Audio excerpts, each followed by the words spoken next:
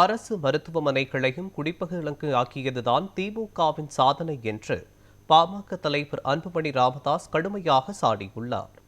இது தொடர்பாக அவர் வெளியிட்டுள்ள அறிக்கையில், சிவகங்கை மாவட்டம் காரைக்குடியை அடுத்த செம்பனூர் அரசு ஆரம்ப சுகாதார நிலையத்தில் பிரசவ வார்டில் கடந்த 31ஆம் தேதி மது விருந்துடன் புத்தாண்டு கொண்டாட்டம் நடைபெற்றதாக வெளியாகியுள்ள செய்திகள் அதிர்ச்சியளிப்பதாக கூறியுள்ளார். போதையை ஒழிப்பதற்கான அரசு மருத்துவமனைகளை போதையை வளர்க்கும் குடிப்பகங்களாக மாற்றியதுதான் திமுக அரசின் சாதனை என்றும், இதற்காக ஆட்சியாளர்கள் வெட்கப்பட வேண்டும் என்றும் அன்புமணி ராமதாஸ் சாடியுள்ளார்.